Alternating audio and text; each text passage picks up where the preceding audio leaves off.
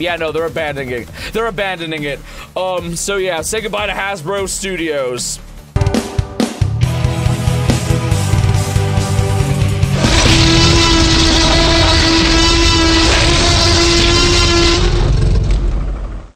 I'm gonna just read the article. Just in his news that Hasbro is finally throwing in the towel of Hollywood movie productions. After the succession of this language I think is a little too heavy-handed because I'll be real, the only movie that they've had recently that was a bona fide flop was Snake Eyes. Transformers 1 did lose them money, but from what I've read, they kind of recouped that from the digital sales. And Rise of the Beast also, like, barely broke even. So, I'd say that the only one that is a full bona fide flop is probably Snake Eyes. CEO Chris Cox told Bloomberg that Hasbro will no longer co-finance movies based on its products. Instead, they will be focusing on gaming with a new Dungeons & Dragons video game in development now. So, chat, we've kind of known this for a minute. Chris Cox doesn't think that Hasbro is going to survive as a toy company. He no longer thinks it's going to survive as a toy company, and because the movies have been not having the best time at the box office, which I argue is because of bad fucking marketing, he thinks the future for Hasbro is turning it into a video game company. He fully believes that it is making, that its best bet is to become a video game company. Yeah, no, exactly. Probate, you just pointed out the huge flaw with this. So the movies are not stopped, but it's up to studios to foot the bill entirely, which makes them unattractive. Can we please? Seriously, he literally is just like, hey, you want to make a Transformers movie? You want to make a G.I. Joe movie? You need to front the bill entirely. We're not paying you a dime. Studios aren't going to want to do that. In today, like, I'll be real. No single studio has financed a movie on its own in decades. In decades. It's hard to argue with their decision since the most recent Transformers one failing to gain traction with moviegoers. Again, that problem wasn't the movie. The problem was Paramount. Like, the first trailer from Paramount was garbage. It made people think that it was like a freaking Illumination movie. We don't know what this means for the Transformers movie franchise. Hopefully, it will take a much-needed break to refocus on classic properties instead of trying... Okay, yeah, so... Sorry, Lorenzo. Oh, yeah. Okay, reading this, I could absolutely tell. Refocus on classic properties. This is a G1er. The person who's writing this is a G1er. Cause the way he's saying it, we don't need new spin-offs. We don't need new focus on the classics. No, this guy is, yeah, I can tell you right now, this feels like it was written by a G1er. This article feels like it was written by a G1er. However, the information is still important to get through. Yeah, because even the sorry Lorenzo, that's him. The author of this, giving crap to the guy who is obsessed with making all of the movies connected to the Bay movies. Did I see the Bloomberg article, or will it paywall me? All right, so company is working on a new Dungeons and Dragons video game toy maker to no longer co-finance its products. Let's see. Hasbro Inc. Chief Executive Officer Chris Cox couldn't hide his disappointment when he opened 2 packs of his company's... Oh, God. Oh, they're doing a narrative story here. Okay. Let me put on my narrative voice for this one. Chief Executive Officer Chris Cox couldn't hide his disappointment when he opened 2 packs of his company's Magic the Gathering playing cards at a board game cafe in New York. Cox likes to play from a red deck, he fucking would, whose aggressive cards can quickly deliver creatures and spells to batter an opponent. Also spelling? No! That's how his name is spelled! That's how his name is literally Chris Dick. Oh, he's a mono red player? No wonder he's killing the company. He's too stupid to think long term. Yes. Instead, he got the more contemplative blue cards that would require him to patiently build a strategy to deplete his rival's health and win the game. He resolutely shuffled and drew his first hand. Why are they trying to humanize CEOs? Wait, this is Bloomberg. Exactly. All right. A gamer at heart. Cox has tapped the run that was tapped to run what was then the largest U.S. toy maker in 2022 after the death of his predecessor, Brian Goldner. Just know, I'm gonna be real with you, chat. Brian Goldner was kind of based. He was kind of based, and it upsets me that he died. It upsets me that he died. He was like, don't get me wrong, every corporate CEO, their only job is to make as much money for a company as possible. However, Cox is undeniably worse. Okay. Now we got this dick. Now we got this cock. All right, let's see. Hasbro, like other toy companies, was enjoying a surge in sales with parents buying gifts for kids stuck at home during the pandemic. But the boom began to okay, here's the thing though. Here's an issue. This issue isn't just with Hasbro. Every company was dealing with this problem. A lot of big corporations saw a boom in sales during COVID. You know, the time when everyone was home, had nothing to do, and was getting a $1,200 check every week. And all these companies thought, even after COVID is over, let's try to hit those sales every year, if not more. And shocker, they didn't! Because people went back to their lives! People went back to their lives! Look at this dickhead. Look at him. Why does your face look like it doesn't fit your head? Anyway. The boom began to fade once kids returned to school and other activities. Sales in the company's consumer products division, which included classic toys like G.I. Joe action figures, Play-Doh modeling clay, are expected to fall for the third straight year. Analysts are forecasting only modest growth in 2025. Chat, do you hear that? They're expecting growth in 2025, but it's not enough for them because they're vying for that fucking COVID revenue again. They're vying for this COVID revenue again. That's never going to happen. Hasbro has laid off over 1,000 workers and is considering a move to Boston from its longtime home in Pawtucket, Rhode Island. Meanwhile, movies Hasbro co-financed, including the recent Transformers 1, Dungeons & Dragons Honor Among Thieves, received critical praise but underperformed at the box office. Yeah, because their marketing was garbage. Actually, it was twofold. It was twofold. Transformers 1 was like tricked people into thinking it was a shitty Illumination movie, so nobody went to go see it. And hell, there were people in my community that didn't even know it existed until I pointed it out. You guys failed to market that. And then in regard to Dungeons & Dragons, you had a huge controversy when the movie was coming out. People were boycotting your product. You morons! Morons! Anyway.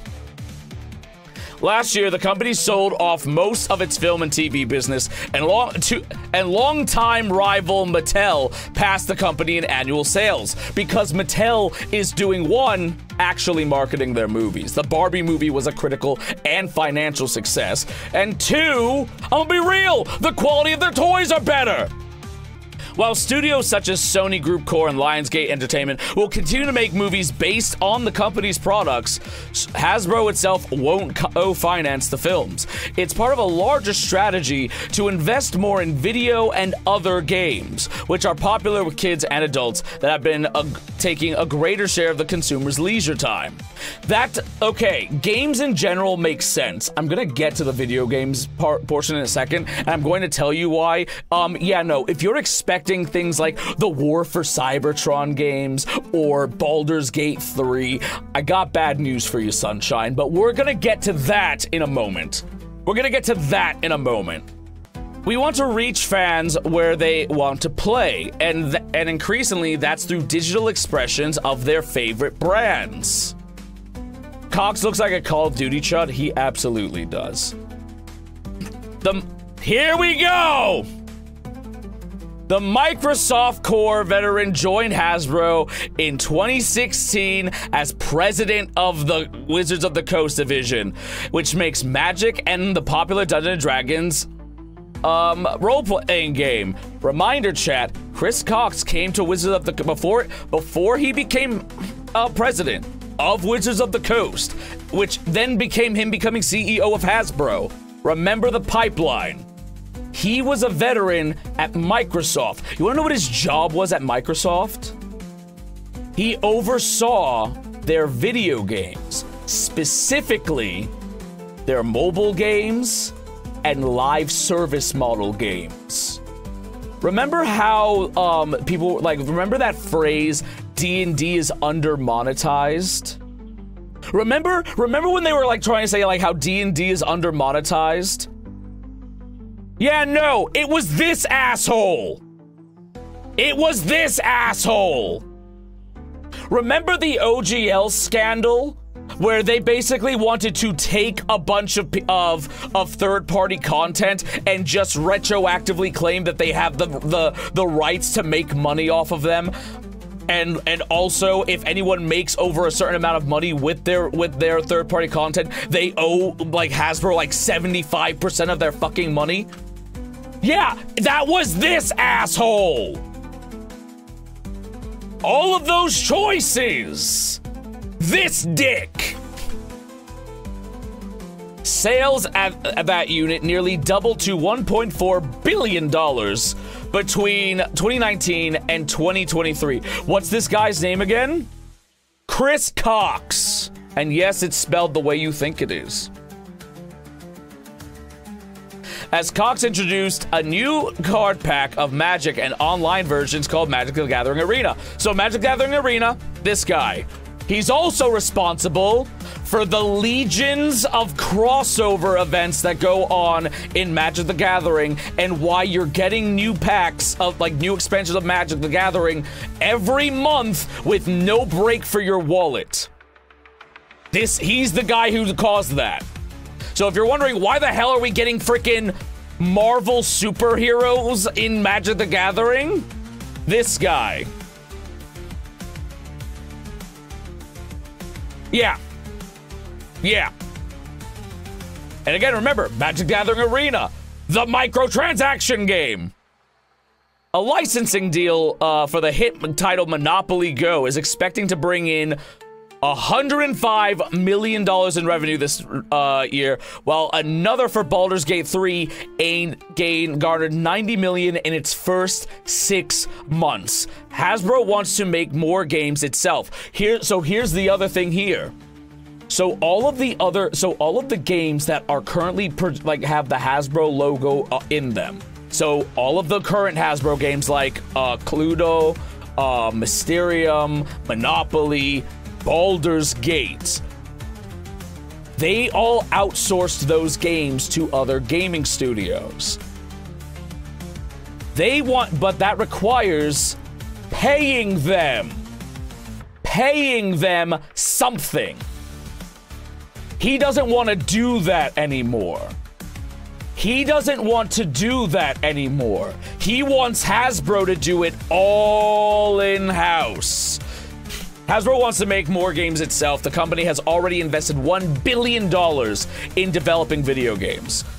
Cox says he's earmarked $100 million to $150 million a year for future projects, including a new science fiction adventure game, Exodus, headed by veterans from Baldur's Gate developer BioWare.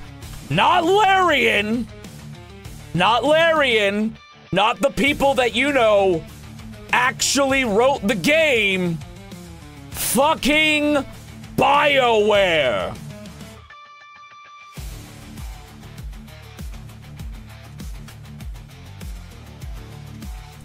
Hasbro also is working on a new Dungeons & Dragons video game that hasn't been previously announced. Cox said, and an action-adventure game based on G.I.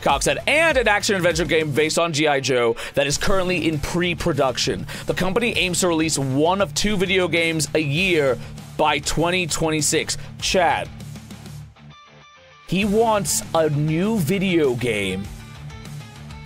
He wants 1 to 2 completed video games a year.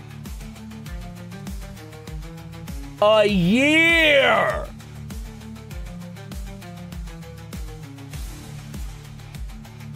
There's no quality. There's gonna be a game a year at an expected AAA standards is nearly impossible. Exactly, but that's the point. That's the point. So that's why I'm saying when people are like, "Oh, are we gonna get more? Like, we gonna get like Transformers Devastation 2? Are we gonna get like a third War for Cybertron game?" No. He's gonna be pumping out mobile game microtransaction slop.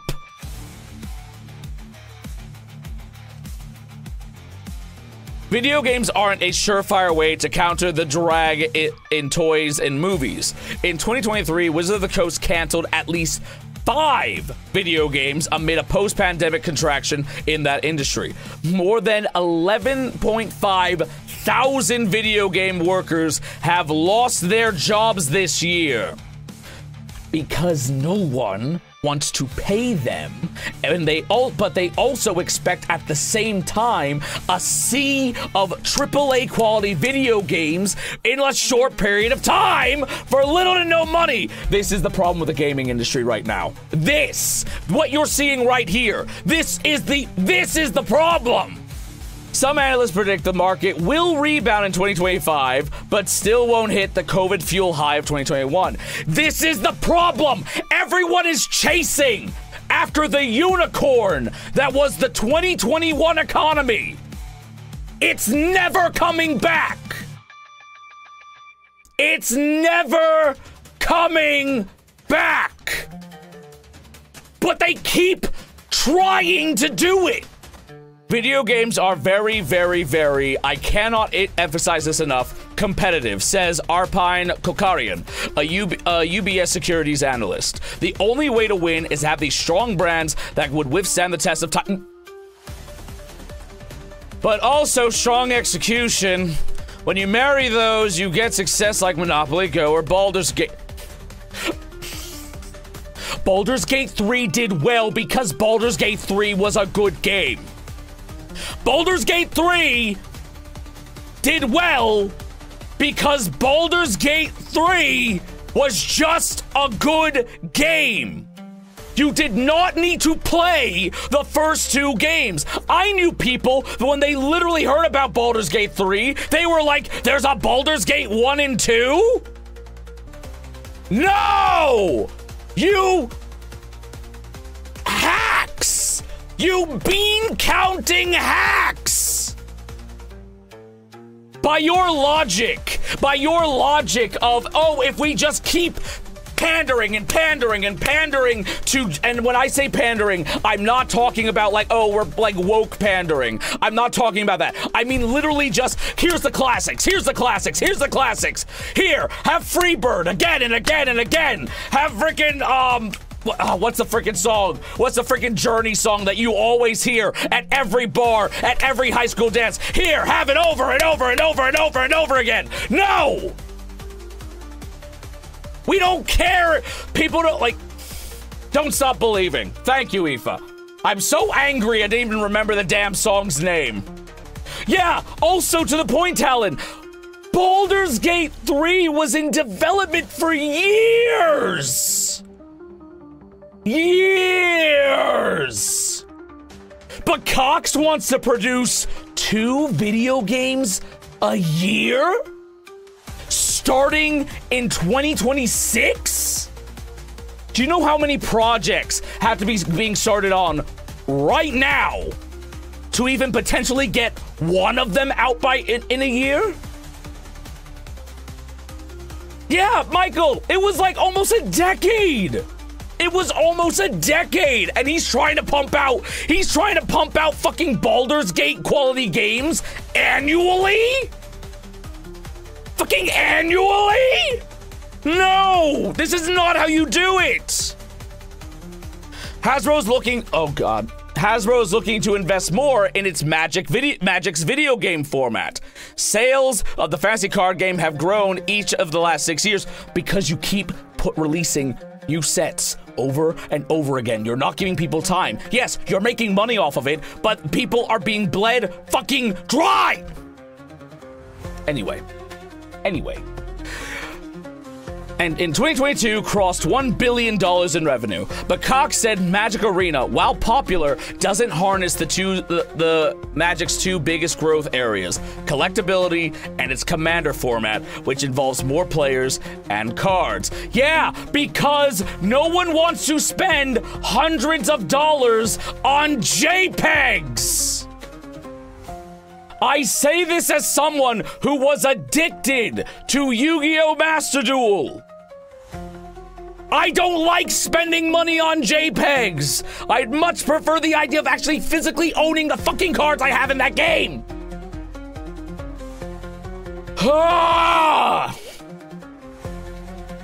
Currently, Hasbro is testing a video game version of Commander, which would potentially be separate from Arena and allow more than 2 players to compete.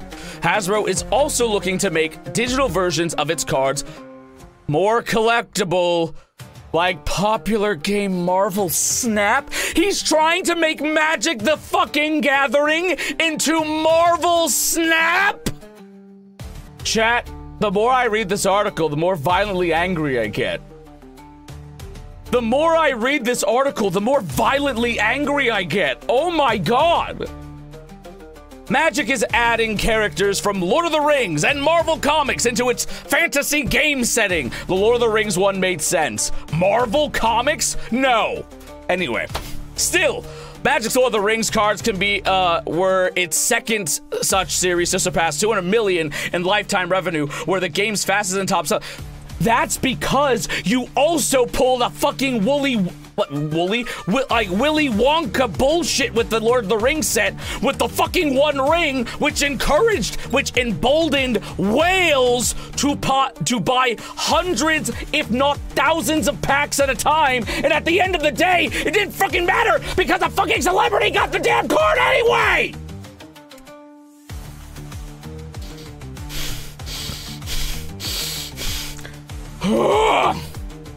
Hasbro hopes these sets will bring in new and lapsed players. A Spider-Man inspired collection is coming in 2025.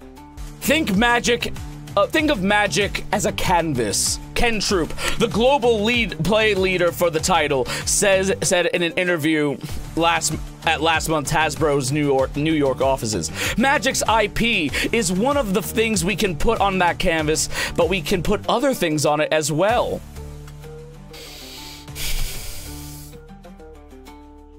I hate this. I hate this so much. I hate this so much, chat. I hate this so much. This is literally the embodiment of just because you can doesn't mean you should. Just because you can doesn't mean you should. Oh my god. Back in the Manhattan Cafe, Cox pulled ahead in the Magic game. He held one card close to his chest, teasing that it could make all the difference in the game. Once his victory was sure, he revealed a useless gray card. What makes Magic so successful is what will drive Hasbro's future success. It's grounded in play.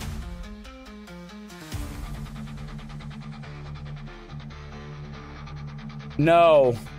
This article was absolutely glazing him, trying to make him seem like he was like, oh, he's just a regular guy. He's just really into it. But no, he's not. He's a corporate hack who only cares about trying to grab a profit margin that is never going to happen again. Annualizing games has killed how many franchises now? Does anyone else remember Guitar Hero and Rock Band? Yes, Meyer! It's almost as if these aren't, like, the thing is, and this is the big problem, and I'll be real, it's not just the gaming industry. This has always been the struggle of content. This has always been the struggle of content between the artist, the creator of the content, and what is effectively the manager of that content. The creator wants to focus on making sure that they are creating the best that they can so that it is of top quality. Sometimes that takes time. Sometimes that takes effort. Sometimes that makes breaking trends just to see what will happen when you break the trend. Whereas it is the manager, the facilitator's job to make as much money off of the art as they can. This article can do everything in its fucking power to try to make it look like Chris Cox is just a gamer like you and me who cares about the quality of this shit, but the article tells us what his plan is. Like, fronting, like, making sure that all these other companies front the bills on their movies. Pumping out what he wants to pump out. Baldur's Gate 3 quality games annually starting next year? He's not a gamer. He's not a creative. He's a bean counter. And the thing is, chat, I'm not opposed to companies making money. If you're a business, you need to make money to be afloat. But this ain't it, dog. This ain't it. Firing the majority of your development staff, literally firing the majority of your D&D staff, and then replacing them with freaking microtransaction, like, live service play hacks because you're obsessed with turning D&D into a video game. Pumping out crossover after crossover after crossover in freaking Magic the Gathering so that you can keep getting that egg, so that you can keep making money and and wringing your customers dry. This ain't it. This ain't it. Does Magic the Gathering have an identity anymore? It doesn't. It doesn't. Magic's identity is product. Magic's identity now is wholeheartedly product and member berries. It's Fortnite. It is Fortnite, the card game now. Any identity it had before is fucking gone. Member berries? Lem Gambino. Member berries is a term that was formed in South Park, which is basically berries that maintain that when you eat them, they give you the satisfactory feeling of nostalgia. On the one hand, I'm glad to no longer see Jason friends. On the other hand, it is the gray gruel of card. It is becoming the gruel of card games now. What is it anymore? What is it anymore? Like, it has no identity anymore. And the thing is, like, it's the Fortnite of card games, and Hasbro wants to turn D&D into the Fortnite of tabletop games. Remember when they dropped that first fucking trailer for their whatever the hell they're calling their digital tabletop, and it ended with a fucking silhouette of Optimus fucking Prime. They want to turn Dungeons and Dragons into Fortnite. Because again, go back to what that idiot at the ending said. Oh, it's all about brand. It's all about the brand identity. The only way to win is to have strong brands. From what I saw, Bloomburrow and Dustborn were the most exciting set in years because they were something new. Yes! Yes! But apparently Hasbro didn't read that because, again, go back to this. Did you know something in this entire article? They never once They never once talk about Duskmourn. They don't talk about Bloomburrow. They're talking about the fucking financial success of the Lord of the Rings crossover. Ugh, it's just member berries. Just constant member berries. It's infuriating. Like the crossover cards, Milo Prony, probably Marvel 2, aren't even allowed in standard play in terms of Magic the Gathering Arena anyway. They're usually more broken than the, no offense, dinosaur cards that exist in Magic the Gathering. Oh no, I'm well aware that dinosaurs are broken and I love them. That's beside the point. The point of the matter is, though, is that, like, it doesn't matter. It doesn't matter. Like, they're all about strong brand, but the thing is, like, they're not amplifying the strength of their brands if they're constantly smashing them together. I'm aware that the shareholders want number to go up, and it's a stupid practice because guess what, y'all? Hasbro's been suffering because of this for years. Hope you enjoy your visit. Them not, because here's the truth of the matter. Here's the truth of the matter. The reason why they are no longer co-financing this is simply this. They can't fucking afford it. They cannot afford it. The movies are not making as much money. Movies are not making as much money as they used to. And the other problem with that is a problem with the movie industry, and I blame Marvel for this. I do blame the MCU for this. The MCU, unfortunately, set a standard in the industry amongst investors and studio heads that you need to spend a shit ton of money on your movies, and if it doesn't make $1 billion fucking dollars, it's considered a failure. It's considered a failure if it's not pumping out $1 billion when people have fucking bills to pay. And that's what I mean. It set all of these impossible standards. Marvel setting the standard that the only way a movie is considered successful is if it makes $1 billion. All of these companies chasing after the revenue they made during the fucking pandemic. They're chasing things that are on average unattainable. At some point, Disney is too big to properly effectively manage. You're right, Riz, and you want to know why you're right? Because with the exception of Marvel movies, and even then, they ain't doing so hot right now. Disney's now financially struggling. Disney's now financially struggling from this mindset. They are eating themselves. And instead of being like, hey, what if instead of just pumping money out and just throwing as much fucking member berries as we can at the audience, hoping that it's gonna be good enough to make a profit? Like, why don't we invest less money but focus on actual bones quality control? Let's make sure that the writing is good. Let's actually properly finance the effects work, the actors, the writers, everything, without bloating the budget with ridiculous pay requests from like mega celebrities and freaking marketing studios. Oh yeah, I gotta read what Probate just said. And this all feeds into the absolute root of economic issues. Money is concentrating and isn't flowing anymore. Capitalism strangles itself if they don't let the cash flow. Exactly! It's an Ouroboros! It's an Ouroboros! These companies are just eating themselves! And every year, every financial quarter, their only solution is let's just fire a bunch of people. Let's just fucking fire a bunch of people. Like, there is a sickness in these companies, and it's greed. It's unmitigated Scrooge McDuck levels of greed. We've now turned the market into a financial dig. It basically is. It's a circle jerk. It's a circle jerk. Am I good? Collecting freak. You wanna know what the problem is, collecting freak? You wanna know what the problem is and why I get so mad about these things? Like, I'm gonna be real, y'all. Collecting, playing games, these are kind of like, I'll be real, it's therapeutic for me. It's therapeutic for me. I like being able to, like, play a game, a good game. Not just with myself, but with my friends.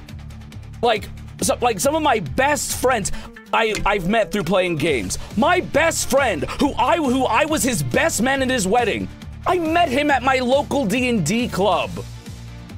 We didn't give a shit that we couldn't put Optimus Prime in our fucking video game, in our fucking D&D campaign because there was no official crossover. We didn't give a shit about that. I made friends from playing Magic. I made friends from collecting Transformers figures and like Godzilla stuff. And when I see these things that I do care about, and I see over time the quality decay, and the quality has decayed. The quality has decayed. And I see this smug little shit trying to act like he's just one of the guys when he literally is responsible for 1,100 people losing their jobs on Christmas just so that he can make his financial numbers look better. It makes me not want to participate. It makes me not want to participate.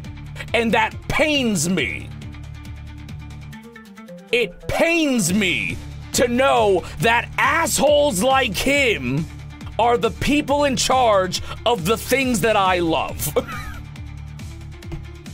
That's why I get so mad. Because, like I said, I love Transformers. I love Dungeons and Dragons. I love Magic. Knowing that this chode is in charge of it actually upsets me. Can we get someone to, oh, funny thing you mentioned that. oh, Nick, I already got you. I got you, fam. I got you, fam. Here you go. Here you go. Here you go. Here you go. Here you go. It's quiz. It's quiz. It's quiz. It's quiz quawks. It's quiz quawks. Every time one of his decisions backfires, his face shrinks half a centimeter.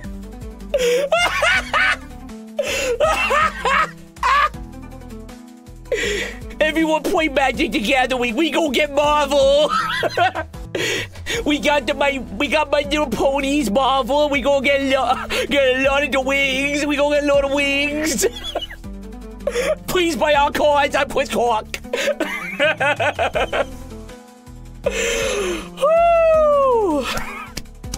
I needed that laugh. I needed that laugh. Look at this freaking asshole.